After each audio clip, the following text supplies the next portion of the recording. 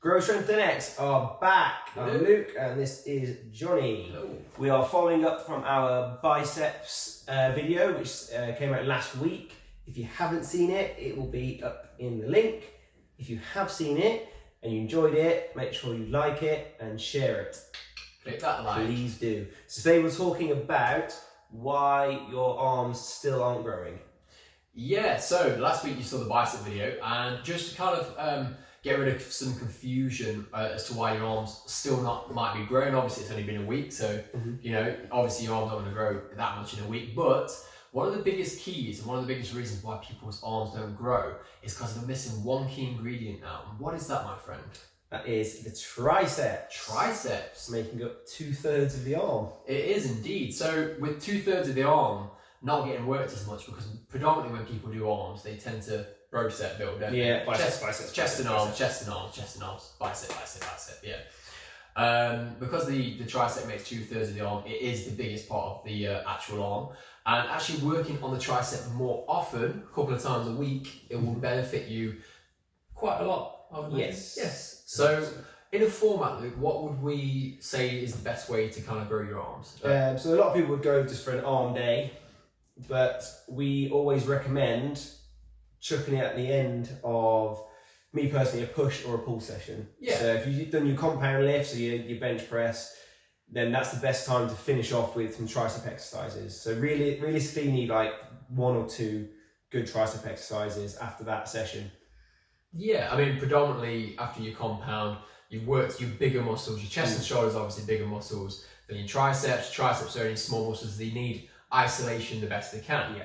Obviously, the more heavy you go in terms of weight, the more you're going to incorporate more muscles. So obviously, the tricep is performed at the end of each session. Like Luke said, two times per session. Yeah. You can do it probably a couple of times per week if you're coming in 4 or 5 times per week.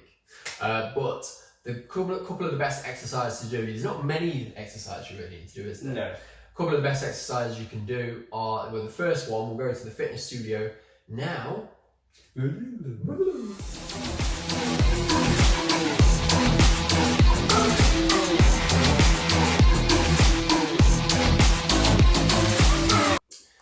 Okay, so tricep skull crushers. These are the best exercise for building the most size on the tricep itself. This is probably usually the first exercise you want to do. As you can see, I'm performing that at a 45-degree angle of the arm and not straight. And I'm actually bringing the bar behind my head, not actually to my skull, because it's a much better rep range of movement, which means obviously the arm's getting worked harder. Keep your elbows tucked in, and around about 8 to 12 reps is perfect for a few sets.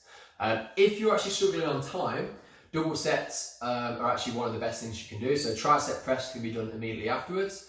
3 sets of 10 or 12 reps. Once you've kind of got that done, that's perfect. You can move on to the next exercise, or if you need to get out of the gym, jump away. If you're looking to do triceps more than once a week, V-bar pushdown is a good alternative to the skull crushers. We can go super heavy on this, but still sticking to that 8 to 12 rep range. But make sure you get in that correct form. So elbows locked in tight, extending all the way out and putting that pressure on the triceps. Again, we're going to go as heavy as we can with this, but staying in that correct form.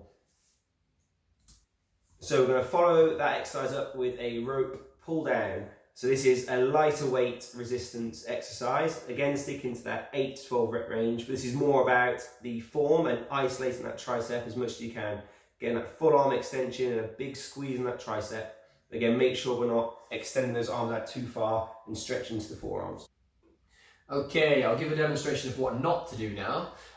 This exercise is usually performed wrong quite often.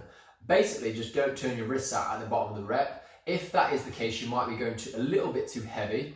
What you want to do is keep those wrists as straight as possible as you pull the rope out and apart away from you. As you can see, guys, the simple exercises are the best. So again, 3 simple exercises for you to do, splitting those over 1 to 2 days after your compound lifts, like your bench or your overhead press. We will reiterate that this is solely for packing on muscle on those arms.